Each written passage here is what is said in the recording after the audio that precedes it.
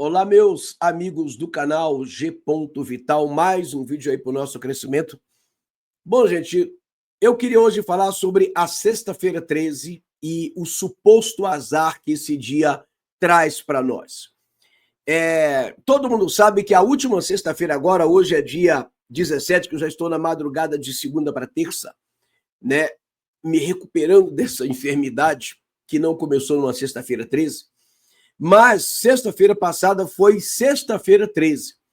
E ontem, eu pensando nisso, eu falei, vou fazer um vídeo para trazer umas questões muito curiosas sobre de onde veio essa ideia, essa superstição, né? De onde veio isso? Vou trazer algumas possibilidades e a mais interessante, a mais provável, que envolve os famosos, curiosos e misteriosos cavaleiros templários lá do século XI, século XII, por aí vai. Então, gente, o que acontece? Primeiro eu quero dizer para você que nós vamos chegar ao seguinte objetivo aqui nesse vídeo. É de mostrar que o cristão não pode acreditar em superstição, em azar, em energias, em forças, enfim. E mostrar de que forma isso anula a verdadeira fé cristã. Quando um cristão passa a acreditar nessas coisas, a temer essas coisas, quando um cristão passa a acreditar em horóscopos, em energias, em forças cósmicas, em poder e uma condução energética dos astros na nossa vida, então o cristão está anulando a sua fé bíblica em Cristo Jesus. E eu vou tentar te mostrar por que está acontecendo. Então vamos lá, gente. Olha só, primeiro vamos tentar achar aqui a origem dessa sexta-feira 13. Não existe uma definição de como chegamos a essas crenças, né?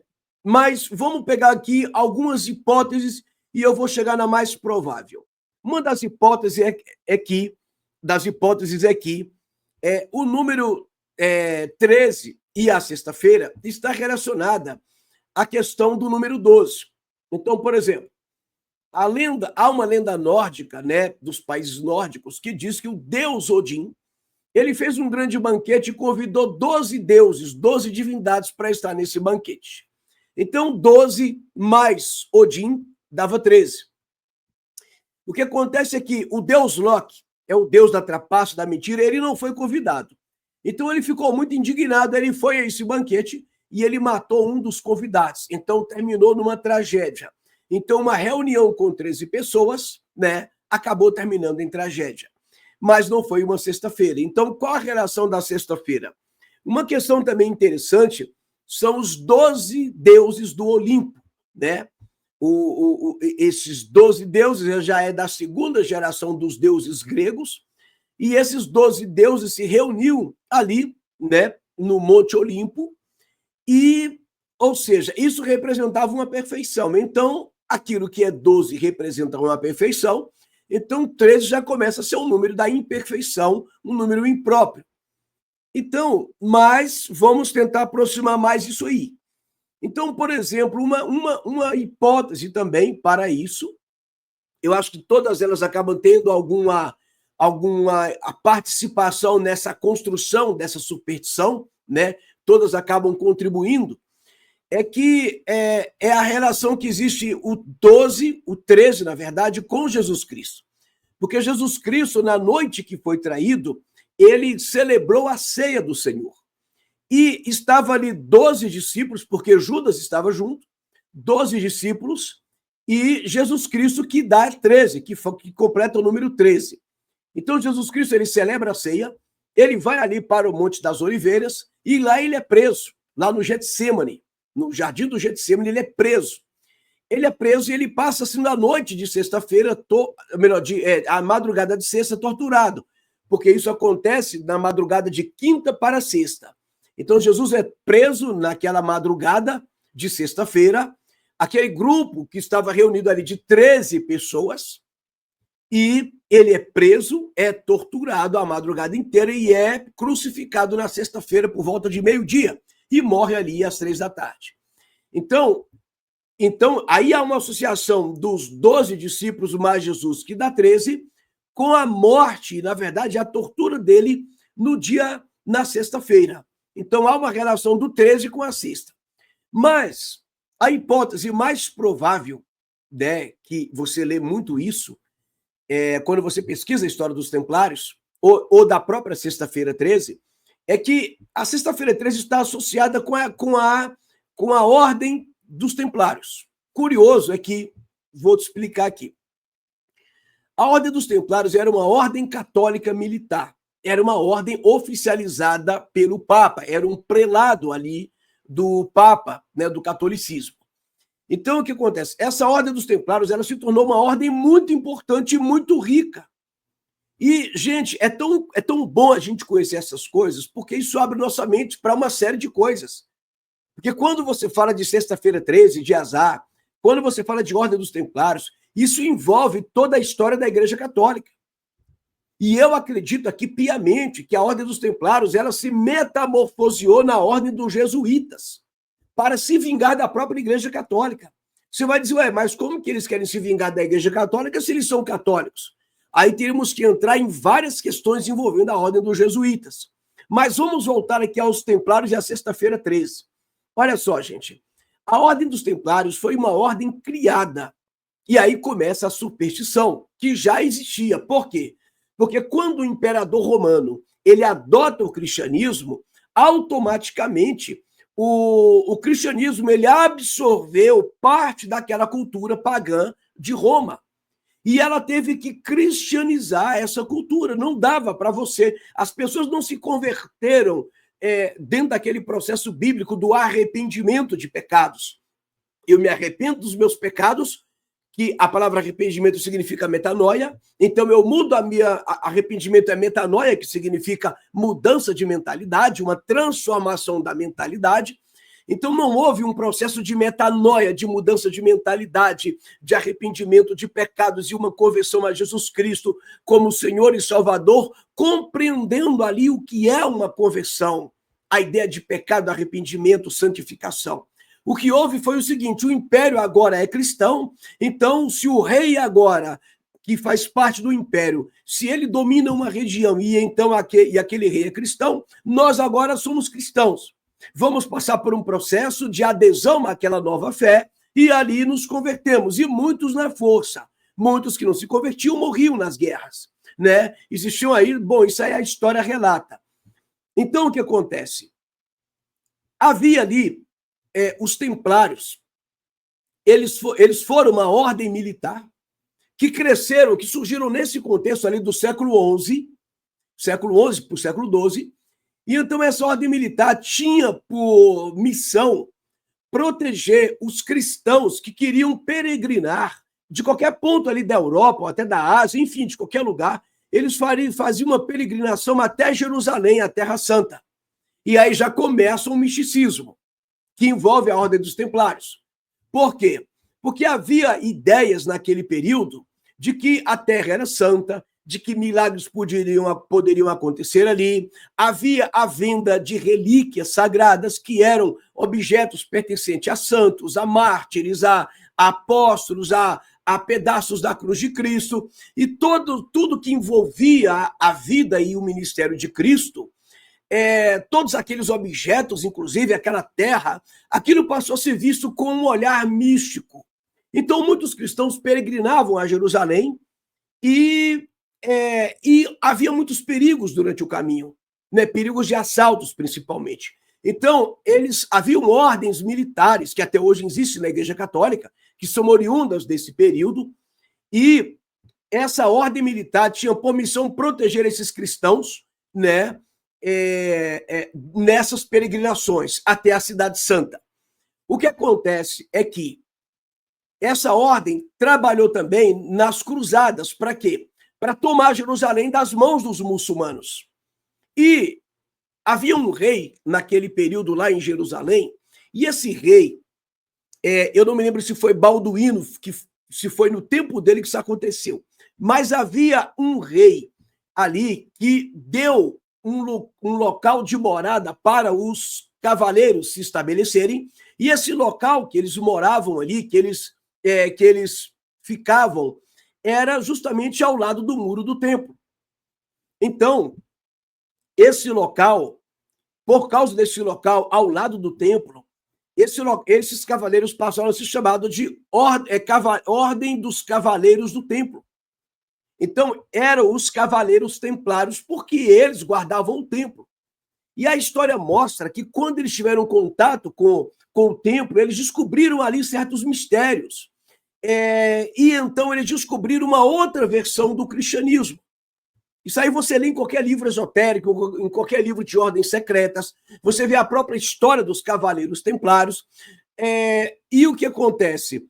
Então, esses cavaleiros, eles começaram a se envolver com o misticismo judaico que já havia ali dentro há muitos anos, porque a cabala judaica ela vai surgir lá na Babilônia. Então, ela surge ali quando os judeus estão dentro da Babilônia, lá no século 5, 6 a.C., no tempo de Nabucodonosor, que levou o povo para lá como escravo.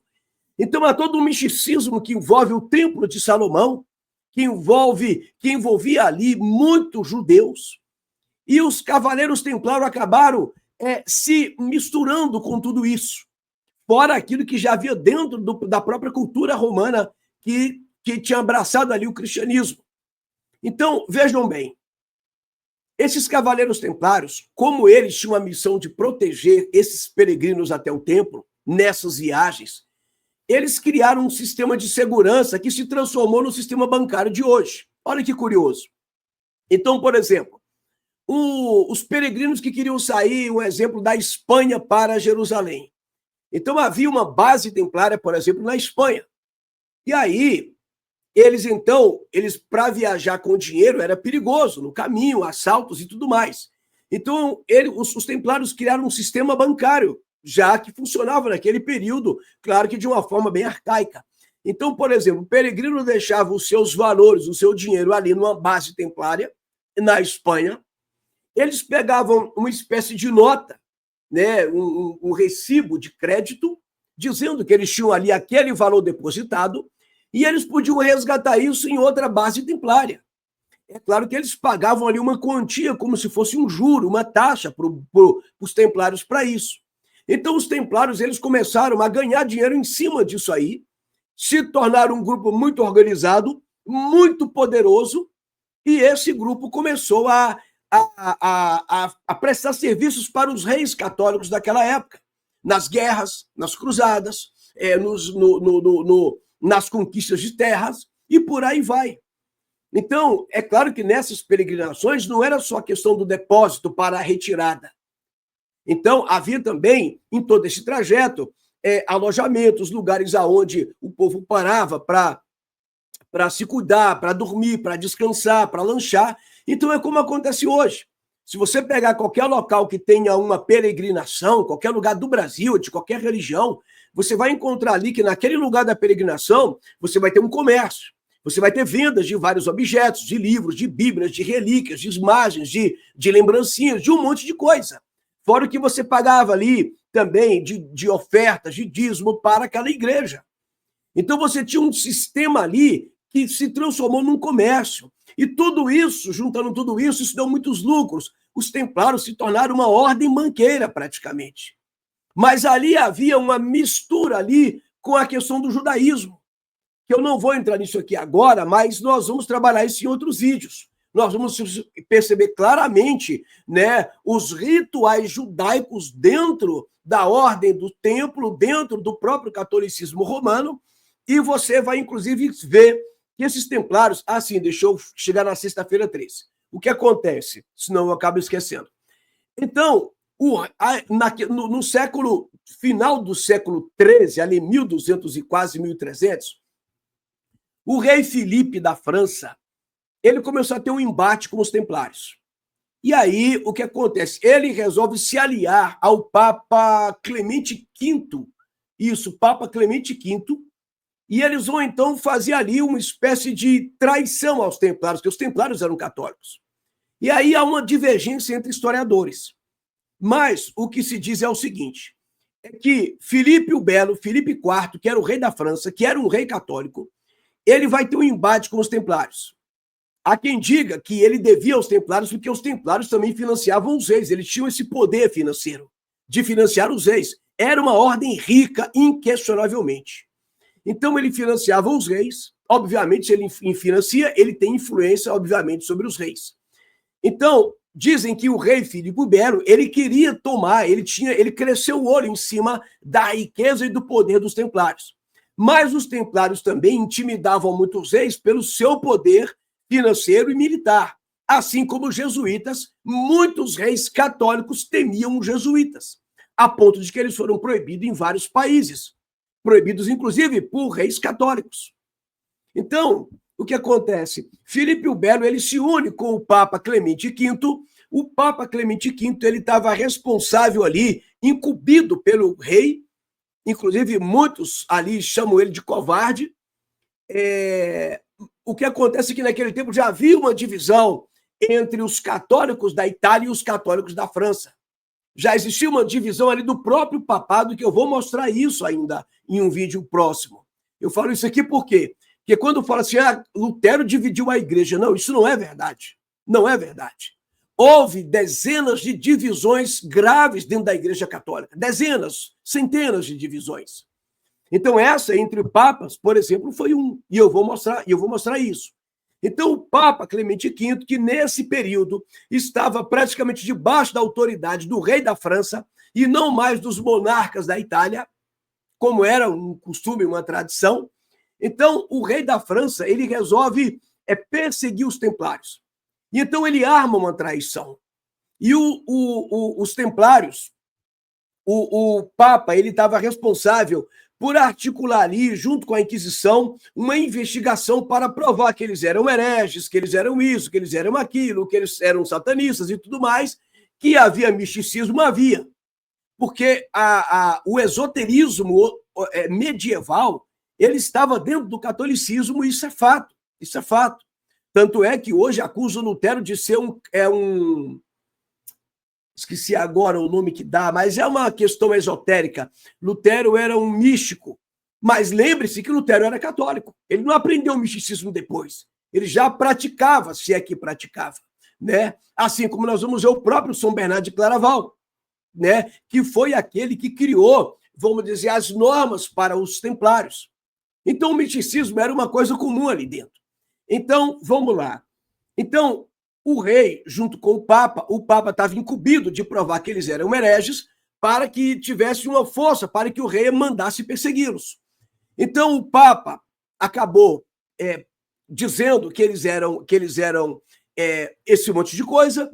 O rei manda prendê-los e no dia 13 de outubro de 1307, portanto, início do século XIV, 13 de outubro de 1307, ou seja, 13 de outubro deu numa sexta-feira. Então, no dia 13 de outubro, os templários vão ser presos. Eles vão ser presos. Eles vão ser presos, eles vão ser torturados. Muitos deles vão morrer de forma cruel para confessar pecados, e muitos confessaram. Mas quando você tortura alguém para confessar, você nunca sabe se ele confessou porque era real ou por causa da tortura. Então, o que acontece? Isso em 1307, numa sexta-feira 13. Daí passou-se a dizer, né, que esse dia é um dia de azar. Mas por quê?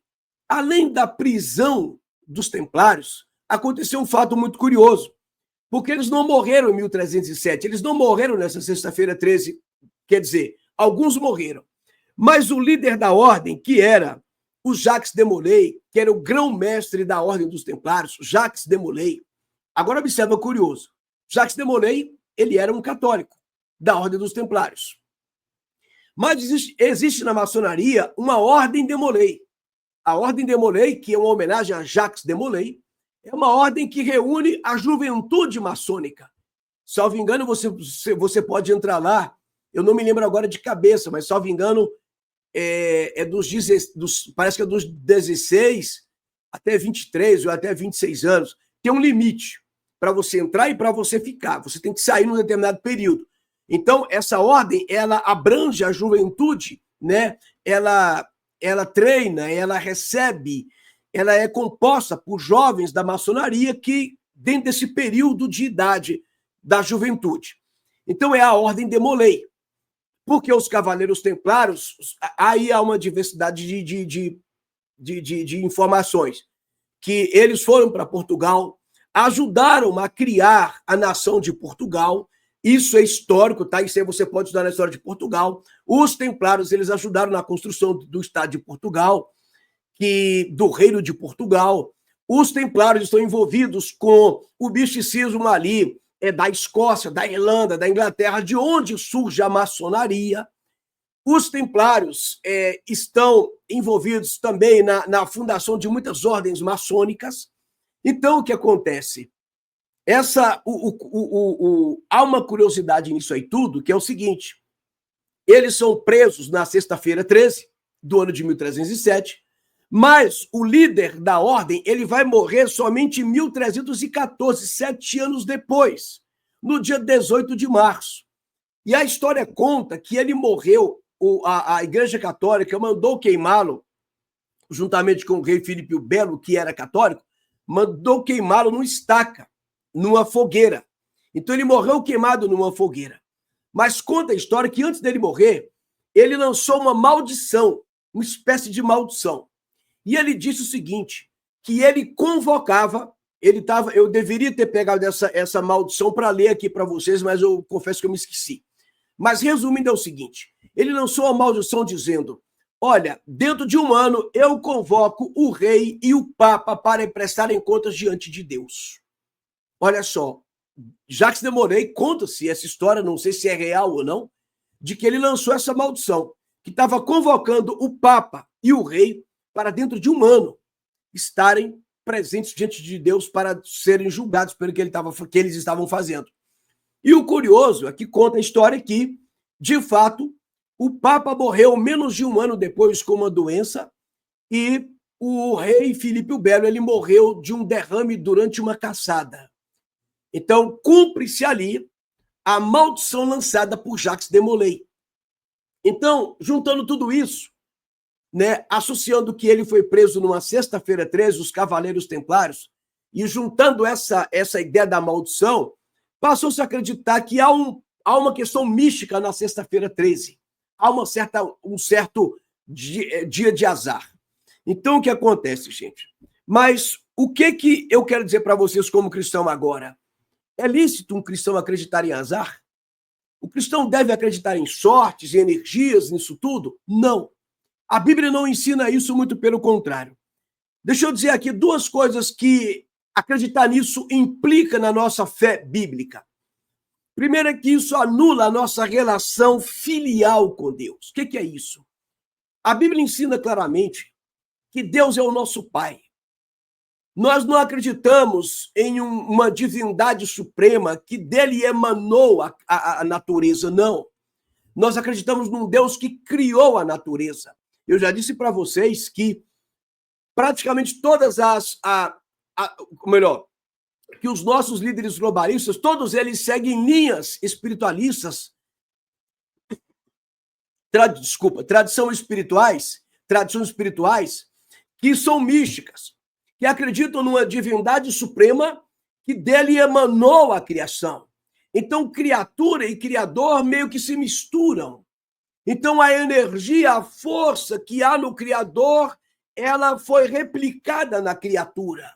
É por isso que se fala muito de energias, de forças, de fluidos, de pensamento positivo, de poder de palavras, porque tudo é uma energia, que essa energia, ela é parte, não é que ela veio dele, mas ela é parte da criatura suprema, do ser supremo que criou tudo, que dele emanou tudo, aliás.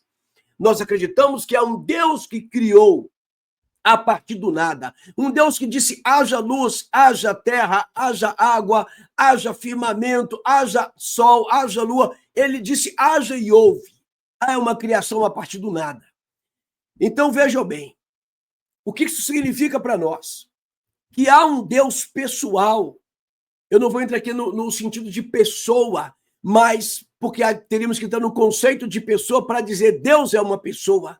E se ele é uma pessoa, ele é dotado de razão, ele é dotado de raciocínio, de inteligência, e ele é dotado de vontade, que o caracteriza como pessoa.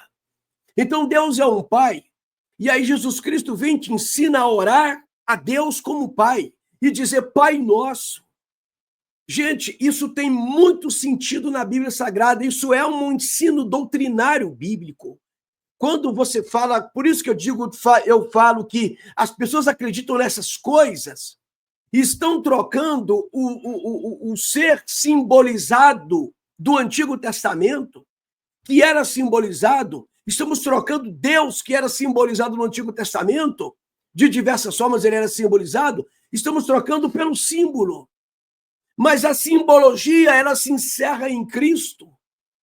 Cristo era a finalidade de todas as coisas, Cristo era o objeto final de Deus, ele era o propósito final de Deus. Então entenda, Jesus ele me ensinou o seguinte: quando eu for orar e você for orar, oremos Pai Nosso que estás no céu. Não é para repetir a oração, mas é para nos ensinar que ali existe você está fazendo um pedido, você está conversando com o seu Pai. Não é uma força, não é uma energia. O poder não está exatamente na oração, nem em repetir a oração, mas é uma forma de mostrar que existe um Deus pessoal que cuida de você.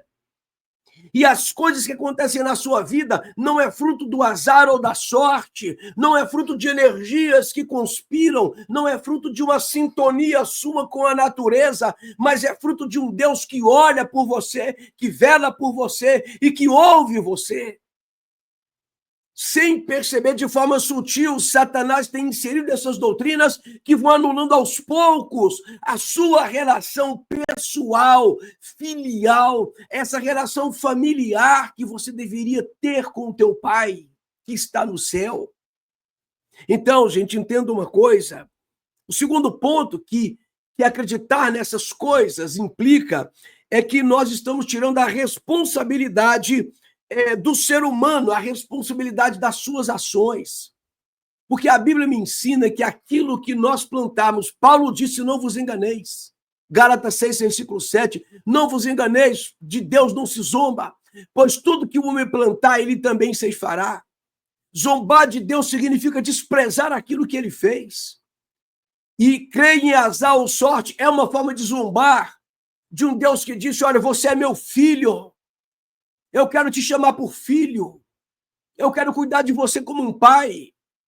Então, não é uma questão de sorte ou azar, é uma questão, sabe, de que a Bíblia diz que aquilo que nós plantarmos, nós colheremos. Paulo disse, seguindo aqui, não vos enganeis, de Deus não se zomba, portanto, tudo que o homem plantar, ele também ceifará. É a lei da semeadura. Eu preciso entender que aquilo que eu planto hoje, eu vou colher amanhã. Plantar é opcional, agora colher é inevitável. Então, o que a Bíblia me ensina?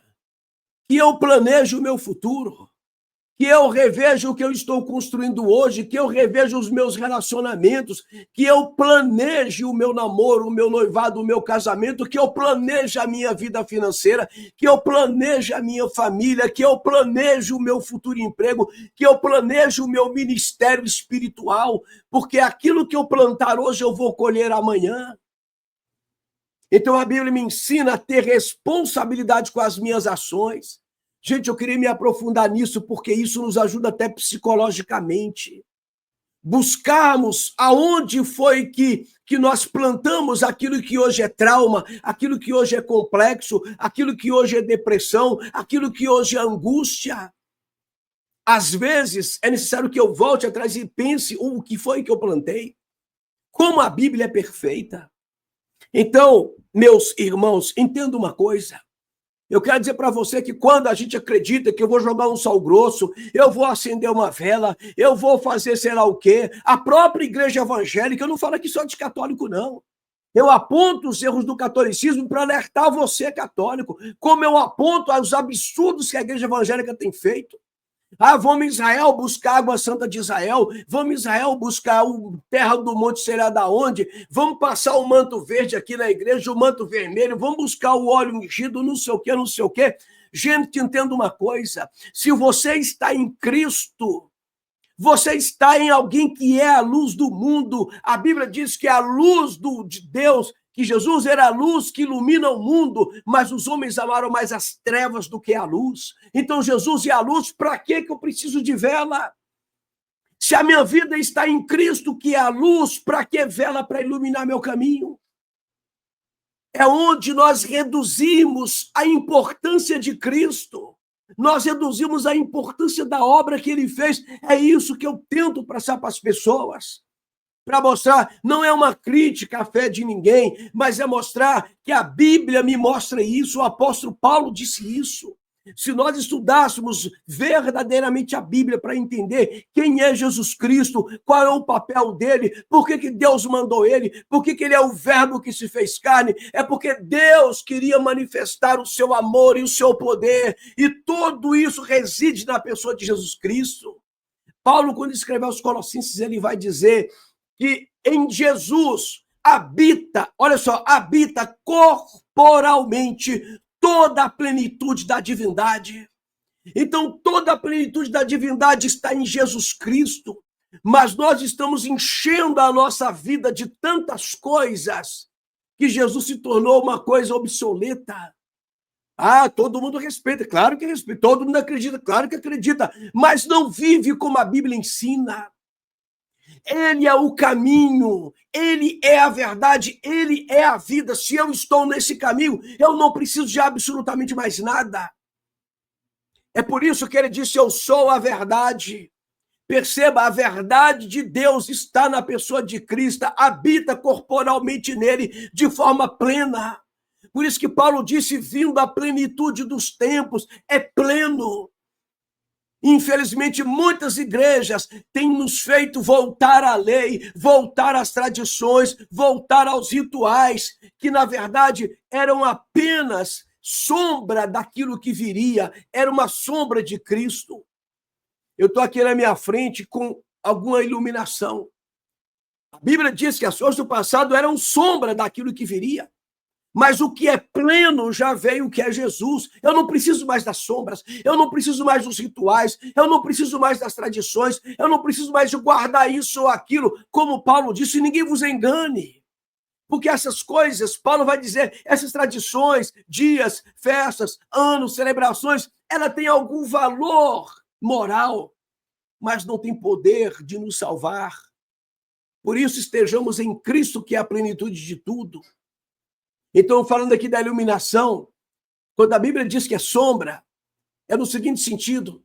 Imagine que você coloque a sua mão diante de uma lâmpada, né? E ela vai fazer aqui, por exemplo, aqui, ó, na minha careca aqui, olha. Você está vendo aqui uma sombra? A sombra da minha mão. Se você olha para a sombra, você fala, aquilo é uma mão. Aquilo é a sombra de uma mão. Aquilo é uma imagem, é um vulto que me diz que tem uma mão. Mas é um vulto, é uma sombra. É isso que a Bíblia quer dizer. Todos os rituais do passado eram sombras, eram vultos, eram símbolos que apontavam para a realidade, para a verdade. E a realidade chegou, a verdade chegou, que é Jesus Cristo. Mas Satanás, ele tem nos feito desviar desse caminho.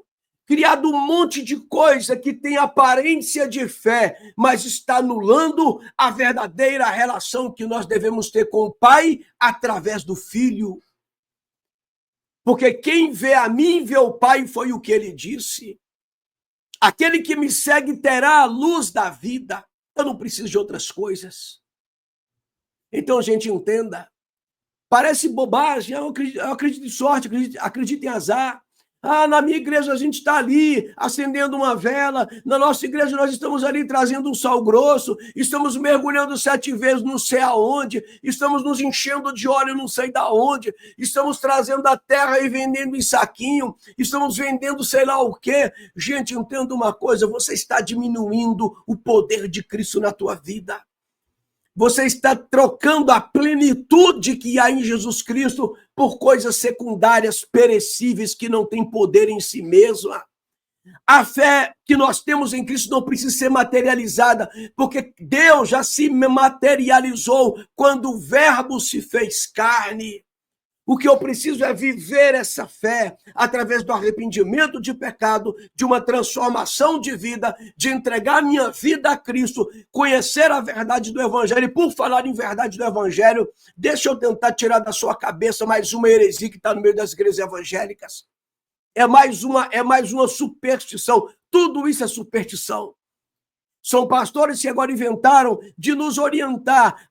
Vamos ler o Salmo 91 10 vezes, 7 vezes no quarto do filho para espantar o mal. O diabo não tem medo do Salmo 91. Isso é superstição. Sabe por quê? Porque o poder não está na folha da Bíblia. O poder não está nas palavras da Bíblia. O poder não está no texto escrito. O poder está naquela mensagem quando ela é lida, entendida e vivida. Porque eu só vou viver se eu crer.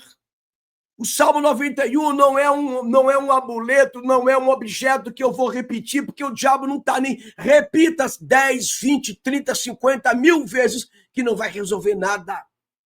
O Salmo 91, ele tem uma mensagem para a minha vida. E quando eu entendo aquela mensagem, acredito naquilo que está sendo dito e passo a viver daquela forma, então aquele salmo vai surtir um efeito na minha vida, mas não é o texto em si.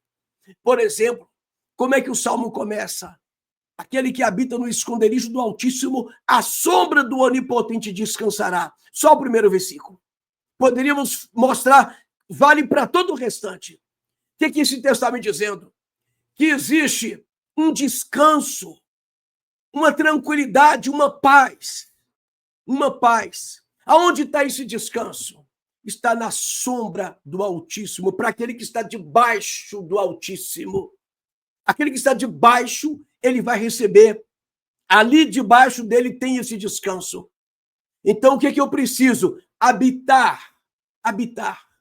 Para que eu possa desfrutar desse descanso. Aquele que habita no esconderijo do Altíssimo, à sombra desse onipotente que é o Altíssimo, vai descansar. O Salmo está me ensinando que existe um descanso para quem está ali descansando, para quem está na sombra do Altíssimo. Não é para repetir para o diabo ter medo, que o diabo não tem medo disso. Mas isso é uma forma do diabo para desviar o nosso caminho. De ao invés de procurar essa sombra e viver de acordo com a vontade de Deus, porque isso é estar na presença do Altíssimo, ao invés de fazer isso, não, vamos repetir, mas não vai haver mudança interna. Isso é superstição. Isso é trazer azar ou sorte para dentro da igreja. Entenda uma coisa, meu irmão? Cristo morreu numa cruz. Porque essa morte ela foi o suficiente para te aproximar de Deus. Paulo diz que pela graça somos salvos mediante a fé. É acreditar em Cristo e tudo aquilo que representa a morte de Cristo. É tirar das nossas vidas as mandingas, as superstições, as crendices, as tolices, as invencionices e viver realmente em Cristo, como disse Paulo. Que eu estou crucificado com Cristo e vivo, não mais eu, mas Cristo vive em mim. E a vida que agora vivo na fé, na carne, ou seja, como homem, vivo também na fé do Filho de Deus, ao qual me amou e a si mesmo se entregou por mim.